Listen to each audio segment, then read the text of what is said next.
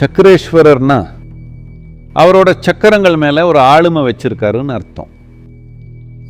சக்கரங்கள் மேலே ஒரு ஆளுமை வச்சிருக்காருன்னு சொல்லும்போது நாம் என்ன சொல்கிறோம்னா, அவர் தன்னோட சக்தி உடல் மேலே ஒரு ஆளுமை வச்சிருக்காரு.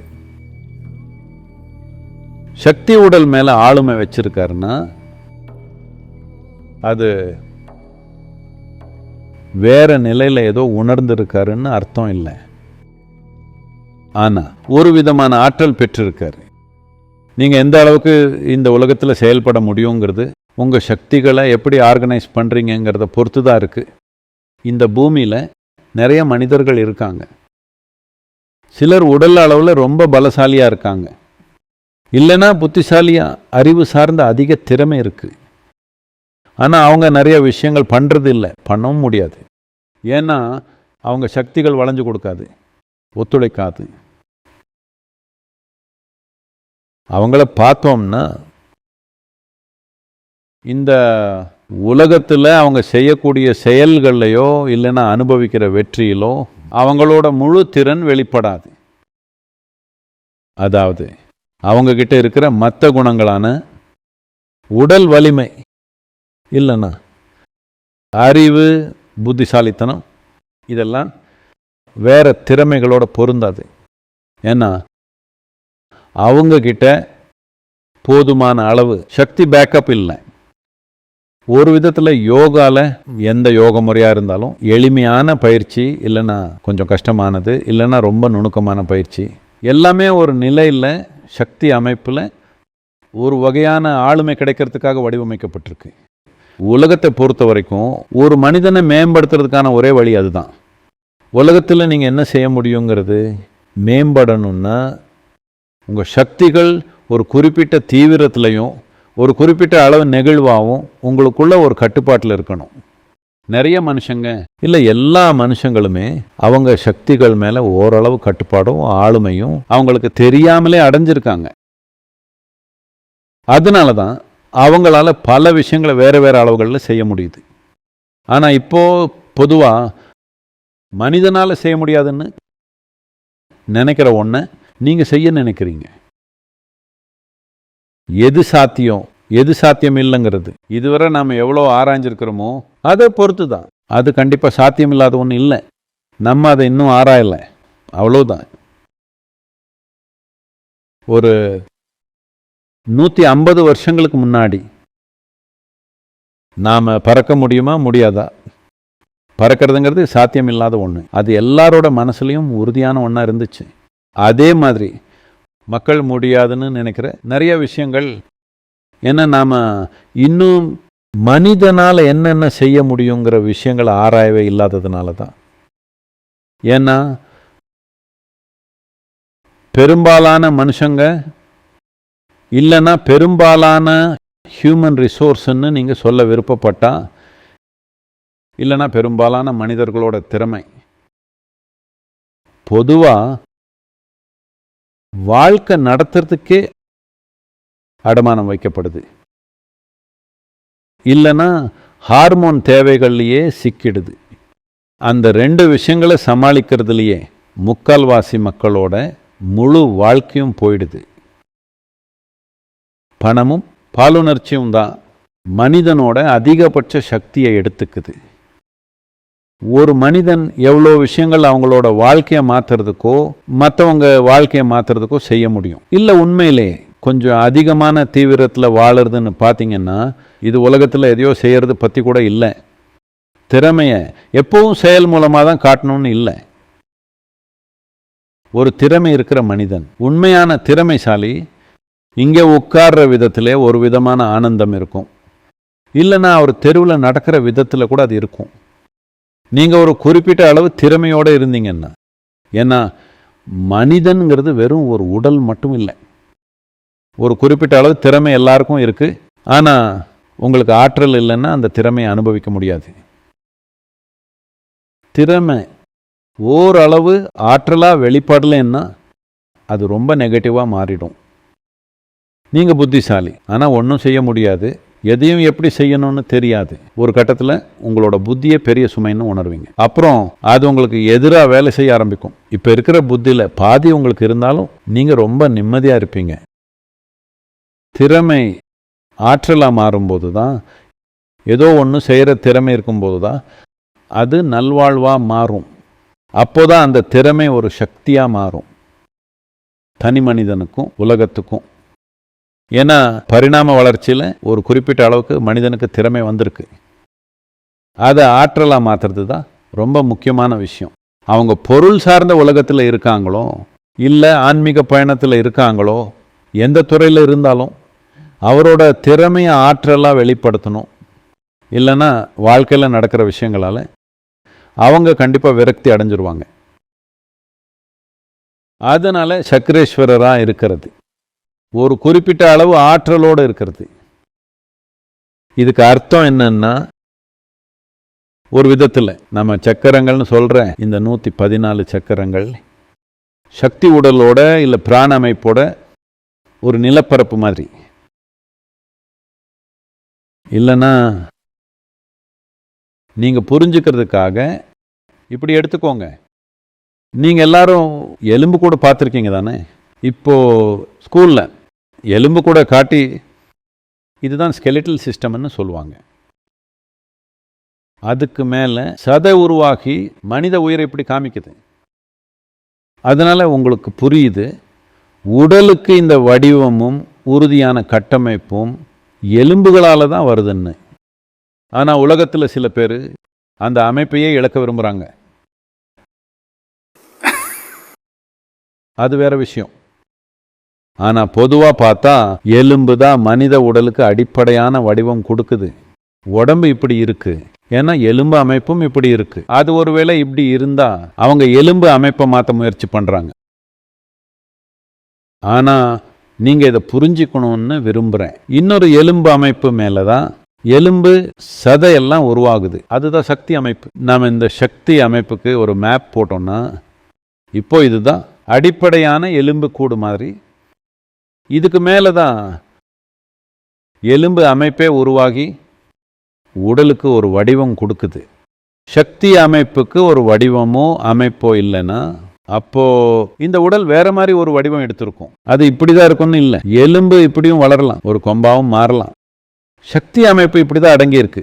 அதனால தான் எல்லாமே அதை சுத்தி வடிவம் எடுக்குது.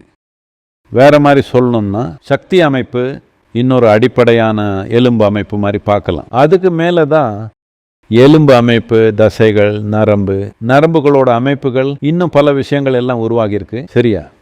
அதனால உங்களுக்கு இதில் ஓரளவு ஆளுமை வந்துடுச்சுன்னா ஒரு விஷயம் என்னன்னா, நீங்கள் சக்கரங்களை நகர்த்த முடியும். அதாவது உடல் அமைப்பில் நீங்கள் விரும்புகிற இடத்துக்கு அதை நகர்த்த முடியும். இதோட நோக்கம் என்ன? நீங்கள் கேலண்டரில் ஒரு படத்தை பார்த்துருப்பீங்க. ஒரு யோகி இப்படி உட்காந்துருப்பாரு, கையில இருந்து ஒளி வரும். பார்த்துருக்கீங்களா?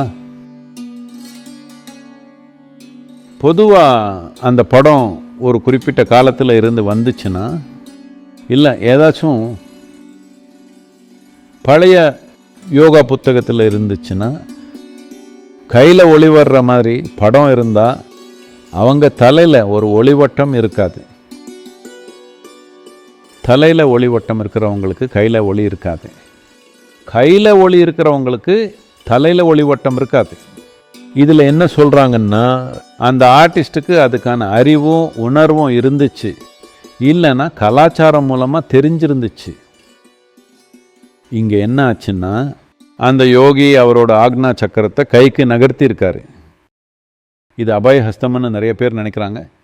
உங்களுக்கு அபயஹஸ்தம்னா என்னன்னு தெரியுமா? அடிப்படையில் அது ஒரு பாதுகாப்பு தர்ற கை முக்கியமாக. ஆனால் இது அதுக்கானது கிடையாது. இது ஒருத்தர் தனக்குள்ள சம்பாதிச்சுக்கிட்ட ஒளி. அதுக்காக நிறைய உழைச்சிருக்கணும். இப்போ அந்த ஒளியை மக்களுக்கு கொடுக்குறாரு. எது என்னோடதோ இப்போ உங்களோடதுன்னு. ஏன்னா இப்போ இதால் பயனடைகிறதுக்கு இங்கே யாரோ இருக்காங்க. அது இங்கே இருந்தால் அது எனக்கு தான் நல்லது. அது இங்கே வந்துடுச்சுன்னா அது வேற ஒருத்தருக்கு நல்லது. இப்போ உங்கள் ஆக்னா வேற ஒருத்தருக்கு பயன்படணும்னு நினைக்கிறீங்க. அதனால அவர் அதை கைக்கு நகர்த்தி கையை உயர்த்துறாரு. அதனால இந்த ஆக்னா வேற ஒருத்தருக்கு ஒளி கொடுக்குற மாதிரி ஆயிடுச்சு. அந்த நேரத்தில் ஆர்டிஸ்ட் அறிவாளியாக இருந்தால் அவர் தலையில் ஒளிவட்டம் போட மாட்டார். ஏன்னா அது இங்கே நகர்ந்து வந்துடுச்சு, ஒளி இங்கே நகர்ந்து வந்துருச்சு, அதனால் தலையில் ஒளிவட்டம் இல்லை. அவர் இப்படி உட்காரும் போது தலையில் ஒளிவட்டம் இருக்கும், கையில் இருந்து எந்த ஒளியும் வராது. உங்கள் சக்கரங்களை நகர்த்துற திறன் இருக்குது. இந்த நகர்த்துற திறனுக்கு அர்த்தம் என்னன்னா, நீங்கள் உயிரோட அடிப்படையான அமைப்போட விளையாடுறீங்க.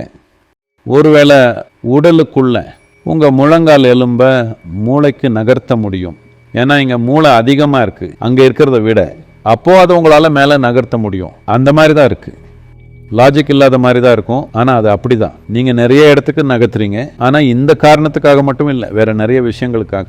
ஏன்னா சில செயல்களை செய்யணும்னா உங்கள் சக்திகள் ஒரு குறிப்பிட்ட விதத்தில் இருக்கணும். ஆக்னா இங்கே இருக்குது, அது எவ்வளோ சக்தி வாய்ந்ததாக இருந்தாலும் சில விஷயங்களை அதால் செய்ய முடியாது. ஒரு குறிப்பிட்ட செயலை செய்ய அதை நான் கைக்கு நகர்த்த முடிஞ்சா வயிற்றுக்குள்ளே இல்லை வேறு எங்கேயாவது, அப்போ அது சிறப்பாக வேலை செய்யும். அந்த மாதிரி ஒரு சுதந்திரம் இருந்துச்சுன்னா படைப்பு உங்களை உருவாக்கின விதத்தை அப்படியே மாற்ற முடியும். படைப்பு நம்மளை உருவாக்கின விதத்தை அப்படியே மாற்றுறது, அதை மாற்றுறதுக்கு நம்மளோட அடிப்படை விஷயங்களை திரும்ப ஒன்றா சேர்த்து பிசையிறது மாதிரி மாற்றுறது. அது ஒரு பானையை மண்ணால் உருவாக்கின மாதிரி அது ஒரு வடிவம் எடுத்திருக்கு. ஆனால் இப்போ அந்த பானையை மறுபடியும் மண்ணாக்குறீங்க. அப்படி மாற்றினா அது வேறு எந்த வடிவத்துக்கும் மாற்றுற சுதந்திரம் உங்களுக்கு இருக்கும். நீங்கள் பானை செஞ்சுருக்கீங்க, ஆனால் இப்போ ஒரு குழந்தை வந்திருக்கு, அதுக்காக ஒரு பொம்மை செய்யணும். அதனால பானையை மறுபடியும் மண்ணாக்கி அப்புறமா அதை குழந்தைக்கு கொஞ்ச நேரம் விளையாடுற மாதிரி ஒரு பொம்மையாக மாற்றுறீங்க. அங்கே போக முடியறதுக்கும் திரும்பி இதுக்கு வர்றதுக்கும் ஒரு வகையான ஆளுமை வேணும். அங்கே போயிட்டு திரும்பி வர முடியலன்னா, நம்ம மரபில் இப்படி நிறைய கதைகள் இருக்குது. ஒரு யோகி ஏதோ பண்ணிட்டாரு, அப்புறம் திரும்பி வர முடியல, தெரியுமா? இதெல்லாம் கேள்விப்பட்டிருக்கீங்களா? யார் அது? சுக்கராச்சாரியார் பற்றி கேள்விப்பட்டிருக்கீங்களா? இன்னும் பல பேர் அகங்காரம் இருக்கிற யோகிகள் ஒரு குறிப்பிட்ட அளவு திறமை வந்ததுக்கு அப்புறம், ஆனால் அகங்காரம் வந்துட்டா அதுக்கு மேலே கற்றுக்க மாட்டாங்க. நீங்கள் ஒரு விஷயம் கற்றுக்கிட்டீங்க, அது இந்த உலகத்துக்கு காட்டணும்னு விரும்புகிறீங்க, ஏன்னா அது உங்களுக்கு அதிகாரம் கொடுக்குது. அவங்க அதை செஞ்சுட்டாங்க, ஆனால் திரும்ப மாற்ற முடியல, அங்கேயே சிக்கிக்கிறாங்க. இதே மாதிரி இன்னும் நிறைய பேரோட கதை இருக்குது. விஸ்வாமித்திரர் கதையும் இதே மாதிரி தான். அவங்க ஏதோ செஞ்சுட்டாங்க, ஆனால் திரும்ப மாற்ற முடியல, ஏன்னா மாற்றவும் தெரியாது. ஆனால் இந்த அடிப்படையான விஷயங்களை செய்யும் திறன் அவங்களுக்கு எப்படி வந்திருக்குன்னா, அடிப்படை உயர உருவாக்குற சக்திகள் மேலே ஒரு ஆளுமை இருக்கிறதால தான். அதாவது நம்ம உடலோட சக்தி அமைப்பு. சக்கரேஸ்வரர்னா அந்த அமைப்பு மேலே முழு கட்டுப்பாடு இருக்கிறவர். ஏன்னா அது இல்லாமல் சில விஷயங்கள் செய்ய முடியாது. இல்லைன்னா ஒரு குறிப்பிட்ட செயலுக்காக உங்களை தயார் பண்ணிட்டு இருக்கலாம். சக்திகள், குறிப்பாக சில சக்கரங்கள் உங்களுக்கு அது ஒரு விதத்தில் இருக்கணும். அந்த நேரத்தில் நீங்கள் வேறு செயலில் ஈடுபட்டால் நீங்கள் செஞ்சுட்டு இருக்கிற அந்த சாதனை இதனால் தடைப்பட்டு போகலாம், உங்களுக்கு சாதகமாக வேலை செய்யாமல் போயிடும். நாம் இப்போது தேவி பிரதிஷ்டை பண்ணிகிட்டு இருக்கோம்னு வச்சுக்கலாம். ஆக்சுவலாக நாங்கள் இப்போ பண்ணிகிட்ருக்கோம். நாம் இப்போ தேவி பிரதிஷ்டை பண்ணுறோம். உடலில் இருக்கிற பெண் தன்மையை நான் வேறு இடத்துல வச்சுருக்கேன். இப்போது அது என்கிட்ட இல்லை. என்கிட்ட வித்தியாசத்தை நீங்கள் கவனிச்சிங்களான்னு தெரியல. இப்போது நான் வழக்கத்தை விட கொஞ்சம் வித்தியாசமாக இருக்கேன். சில விஷயங்கள் இப்போ இல்லை, ஏன்னா அதை நம்ம வேறு இடத்துல வச்சுருக்கோம். நாங்கள் அதை ஹேங்கரில் மாட்டிருக்கோம். இப்போது இந்த சட்டையை குர்தாவை நான் போட்டிருக்கேன், நாளைக்கு அது ஹேங்கரில் இருக்கலாம். அதை நான் போட்டிருக்கும்போது அது கண்டிப்பாக என்னோட ஒரு அங்கமாக தான் இருக்குது. ஹேங்கரில் வச்சா அது அங்கேயே இருக்கும். அப்படி ஒரு குறிப்பிட்ட நோக்கத்துக்காக தயார் பண்ணி வச்சிருக்கிற சக்திகளை நீங்கள் எல்லாத்துலேயும் இன்வால்வ் பண்ணக்கூடாது. அதனால் அதை ஒரு இடத்துல வச்சிடணும். அதை எடுத்துகிட்டு அலைஞ்சிட்டு இருக்கக்கூடாது. அதனால் சில சக்கரங்களை இல்லைன்னா உங்கள் சக்தி அமைப்போட சில அம்சங்களை நீங்கள் உங்கள் சந்நிதியில் வச்சுட்டு வருவீங்க. ஏன்னா அதை எடுத்துகிட்டு அலைஞ்சிங்கன்னா அதை மறுபடியும் வேறு வேறு வழிகளில் சரி பண்ணணும். அதனால் அதை அங்கேயே வச்சுருவீங்க. அப்போது கொஞ்சம் காலம் சில விஷயங்கள் உங்களுக்குள்ளே இல்லாத மாதிரி இருக்கும். கொஞ்ச காலத்துக்கு அது பரவாயில்ல, ஆனால் ரொம்ப காலம் அப்படி இருந்தால் அது உங்கள் அமைப்பில் பாதிப்பு உண்டு பண்ணும். ஆனால் கொஞ்ச காலத்துக்கு அதை மாட்டி வச்சுக்கலாம். ஏன்னா எல்லாத்தையும் மறுபடியும் சரி பண்ண வேணாம், ஏன்னா அதுக்கு ரொம்ப நேரம் ஆகும். இப்படி நிறைய விஷயங்கள் இருக்குது. உடலோட ஒரு பகுதியான சக்தி உடலை மட்டும் எடுத்துகிட்டு நீங்கள் நடக்கலாம். ஏன்னா உங்களால் அதை ஒரு இடத்துல பாதுகாப்பாக ஒரு குறிப்பிட்ட பயன்பாட்டுக்காக வச்சிருக்க முடியும். இப்போ அப்படி ஒரு உடல் இல்லைன்னா உடலோட ஒரு பாகம் அங்கே வச்சிருக்கோம், அந்த சந்நிதிக்குள்ளே யாராவது போனாலே அங்கே முன்னாடி இருந்ததுக்கும் இப்போவும் அவங்க அனுபவம் மொத்தமாக வேற மாதிரி இருக்கும். அது வெறும் சந்நிதியோட சக்தி மட்டும் இல்லை, அது மொத்தமாகவே வேற. ஏன்னா அந்த உடலோட ஒரு பகுதி அங்கே இருக்கு. அது ரொம்பவே ரொம்ப வித்தியாசமாக இருக்கு. இப்போ பார்த்தீங்கன்னா எல்லா மனுஷங்க கிட்டேயும் நிறைய குணங்கள் இருக்கு. எல்லாமே ஓரளவுக்கு சமநிலையில் இருக்கு. அதில் ஒரு குணம் மட்டும் அதிகமாச்சுன்னா இல்லை, மற்ற எல்லா குணங்களையும் எடுத்துட்டு ஒரே குணம் மட்டும் வச்சுக்கிட்டா அது உடனே ரொம்ப ரொம்ப அதிகமாக வெளிப்படுறத பார்ப்பீங்க. ஒரு விதமாக என்ன சொல்கிறது, ஒரு விதமாக பேலன்ஸ்டாக இருக்கும். பொதுவாக மற்ற நிறைய குணங்கள் இருக்கிறதுனால ஒன்று மட்டும் இப்படி இருந்தாலும் ஒரு சமநிலையிலேயே இருக்கும். ஒருவேளை மற்ற குணங்களை எல்லாத்தையும் ஓய்வில் இருக்க வச்சுட்டு ஒன்று மட்டும் நம்ம வச்சுக்கிட்டோம்னா நீங்கள் பார்ப்பீங்க அது திடீர்னு வேற ஒரு திசையில் ரொம்பவே பித்து பிடிச்சி போயிட்டுருக்கும். மற்ற எல்லாத்தையும் ஓய்வில் வச்சதால் இது ரொம்ப சக்தி வாய்ந்ததாக மாறிடும். இப்போது அதை வெளியில் எடுத்துகிட்டு அங்கே வச்சா நார்மலாக சமநிலையில் மற்ற குணங்களை விட அந்த குணம் தனித்தன்மையோடு இருக்கும். திடீர்னு அந்த குணம் ரொம்ப பெருசாக தெரியும். சில செயல்களுக்கு ரொம்ப சிறப்பாக வேலையும் செய்யும். அதனால உலகத்தோடு செயல்படணுங்கிற எண்ணத்தோடையும் ஏதாவது உருவாக்கணும்னு இருக்கிற ஒரு சக்கரேஸ்வரர் இதை பண்ணுவார். சத்குரு ஸ்ரீ பிரம்மா இப்படித்தான் செயல் செஞ்சார். ஆனால் சில விஷயங்கள் நடக்காதப்போ எல்லாமே சரியாக தானே இருக்குன்னு அவர் நினைச்சாரு, இது கண்டிப்பாக நடக்கும். ஆனால் நடக்கலை. அது நடக்கலைங்கிறது அவரால் நம்பவே முடியல. சூழ்நிலைகள் ஒத்துழைக்கலை. அவருக்கு சமூகத்தை பற்றின புரிதல் இல்லை, அந்த திறன் தேவைன்னு அவர் நினைச்சதே இல்லை. குருவோட அருள் இருக்கு, சக்தி இருக்கு, ஆளுமை இருக்கு அப்படின்னா கண்டிப்பாக நடக்கும்னு நினைச்சாரு. அவருக்கு இதில் எந்த சந்தேகமும் இல்லை. ஆனால் அஞ்ஞானத்தை பற்றி அவருக்கு தெரியல. அவர் அஞ்ஞானத்தோட சக்தி என்னன்னு புரிஞ்சுக்கல.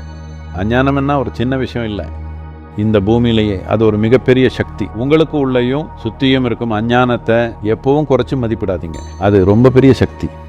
உலகத்தில் நிறைய விஷயங்கள் அஞ்ஞானத்தோட சக்தியால் தான் நடக்குது, அறிவாலையோ புத்திசாலித்தனத்தாலேயோ வர்றது இல்லை. அஞ்ஞானம்ங்கிறது ஒரு பயங்கரமான சக்தி. ஆனால் அவர் அஞ்ஞானத்தோட சக்தியை குறைச்சி மதிப்பிட்டாரு. அஞ்ஞானத்தை பற்றி அவருக்கு புரியல. அவருக்கு ஒரு நம்பிக்கை, அறிவு இருக்குது, சக்தி இருக்குது, குருவோட அருள் இருக்குது, அப்போது எல்லாம் நிச்சயமாக நடக்கும்னு. ஆனால் அது நடக்கலை. அதனால அவர் நினைச்சாரு, நான் திறமை இல்லாமல் போயிட்டேனா, எங்கேயோ தவற விட்டேனா அப்படின்னு.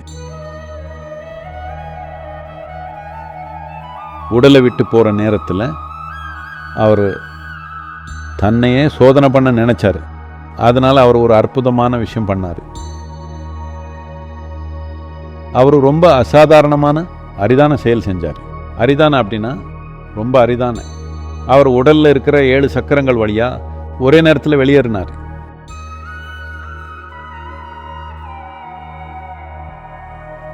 ஏன்னா அவருக்கு அவர் உண்மையிலேயே ஒரு சக்கரேஸ்வரா இல்லை அவரையே ஏமாத்திக்கிறாரா அப்படின்னு தெரிஞ்சுக்கணும். அவர் அந்த நிலையில் இருக்காரா இல்லையான்னு அவரையே அவர் செக் பண்ணுறதுக்கான கடைசி வழி அதுதான்.